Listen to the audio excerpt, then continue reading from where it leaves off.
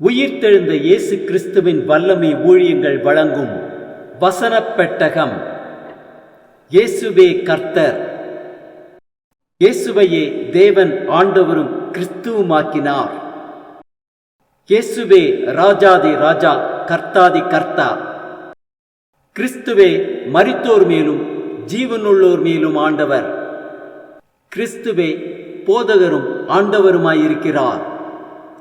வசனப் பெட்டகத்தின் இன்றைய தின கருப்பொருள்: பரலோக ராஜ்யம். ராஜ்யம் ராஜ்யம் ராஜ்யம். பரலோகத்தில் இருக்கிற என் பிதாவின் சித்தத்தின்படி செய்கிறவனே பரலோக ராஜ்யத்தில் பிரவேசிப்பவனே அல்லாமல் என்னை நோக்கி கர்த்தாவே கர்த்தாவே என்று சொல்லுகிறவன் அதில் பிரவேசிப்பதில்லை. பரலோக ராஜ்யத்தை குறித்ததான வேத வசனங்களை பார்க்கலாம். மத்தேயு 6:33 வாசிக்கிறோம்: முதலாவது தேவனுடைய ராஜ்யத்தையும் அவருடைய நீதியையும் தேடுங்கள், அப்பொழுது இவைகளெல்லாம் உங்களுக்கு கூட கொடுக்கப்படும்.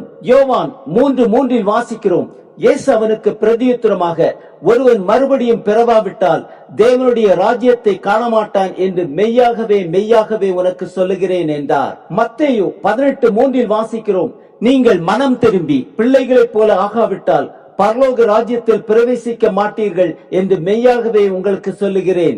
மத்தேயு 5:20 வாசிக்கிறோம்: வேதபாரகர் பரிசேயர் என்பவர்களுடைய நீதியிலும் உங்கள் நீதி அதிகமாயிராவிட்டால் பரலோக ராஜ்யத்தில் பிரவேசிக்க மாட்டீர்கள் என்று உங்களுக்கு சொல்லுகிறேன்.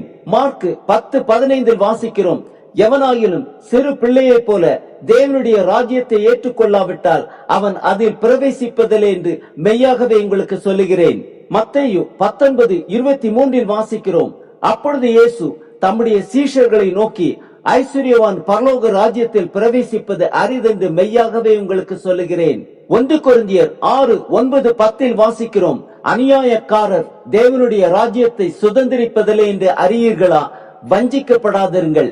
வேசி மார்க்கத்தாரும் விக்கிரக ஆராதனைக்காரரும் விபச்சாரக்காரரும் சுய புணர்ச்சிக்காரரும் ஆண் புணர்ச்சிக்காரரும் திருடரும் பொருளாசைக்காரரும் வெறியரும் உதாசீனரும் கொள்ளைக்காரரும் தேவனுடைய ராஜ்யத்தை சுதந்திரிப்பதில்லை. ரோமர் 14:17 வாசிக்கிறோம்: தேவனுடைய ராஜ்யம் புசிப்பும் குடிப்பும் அல்ல, அது நீதியும் சமாதானமும் பரிசுத்த ஆவியினால் உண்டாகும் சந்தோஷமுமாயிருக்கிறது. 2 பேதுரு 1:10-11 வாசிக்கிறோம்: ஆகையால் சகோதரரே, உங்கள் அழைப்பையும் தெரிந்து கொள்ளுதலையும் உறுதியாக்கும்படி ஜாக்கிரதையாயிருங்கள். இவைகளை செய்தால் நீங்கள் ஒரு காலம் இடறி விழுவதில்லை. இவ்விதமாய் நம்முடைய கர்த்தரும் இரட்சகருமாகிய இயேசு கிறிஸ்துவினுடைய நித்திய ராஜ்யத்துக்குட்படும் பிரவேசம் உங்களுக்கு பரிபூர்ணமாய் அளிக்கப்படும். மத்தேயு 5:19 வாசிக்கிறோம்: ஆகையால் இந்த கற்பனைகள் எல்லாவற்றிலும் சிறிதானதுண்டையாகிலும் மீறி அவ்விதமாய் மனுஷருக்கு போதிக்கிறவன் பரலோக ராஜ்யத்தில் எல்லாரிலும் சிறியவன் எனப்படுவான். இவைகளை கைக்கொண்டு போதிக்கிறவனோ பரலோக ராஜ்யத்தில் பெரியவன் எனப்படுவான். மத்தேயு 16:19 வாசிக்கிறோம்: பரலோக ராஜ்யத்தின் திறவுகோல்களை நான் உனக்கு தருவேன். பூலோகத்திலே நீ கட்டுகிறது எதுவோ அது பரலோகத்திலும் கட்டப்பட்டிருக்கும், பூலோகத்திலே நீ கட்டவிழ்ப்பது எதுவோ அது பரலோகத்திலும் கட்டவிழ்க்கப்பட்டிருக்கும் என்றார். மத்தேயு 5:3 வாசிக்கிறோம்: ஆவியில் எளிமையுள்ளவர்கள் பாக்கியவான்கள், பரலோக ராஜ்யம் அவர்களுடையது. மத்தேயு 5:10 வாசிக்கிறோம்: நீதி நிமித்தம் துன்பப்படுகிறவர்கள் பாக்கியவான்கள், பரலோக ராஜ்யம் அவர்களுடையது. அப்போஸ்தலர் 14:22 வாசிக்கிறோம்: சீஷருடைய மனதை திடப்படுத்தி விசுவாசத்திலே நிலைத்திருக்கும்படி அவர்களுக்கு புத்தி சொல்லி நாம் அநேக உபத்திரவங்களின் வழியாய் தேவனுடைய ராஜ்யத்தில் பிரவேசிக்க வேண்டும் என்று சொன்னார்கள். மத்தேயு 6:20-21 வாசிக்கிறோம்: பரலோகத்திலே உங்களுக்கு பொக்கிஷங்களை சேர்த்து வையுங்கள், அங்கே பூச்சியாவது துருவாவது கெடுக்கிறதும் இல்லை, அங்கே திருடர் கன்னமிட்டு திருடுகிறதும் இல்லை. உங்கள் பொக்கிஷம் எங்கே இருக்கிறதோ அங்கே உங்கள் இருதயமும் இருக்கும்.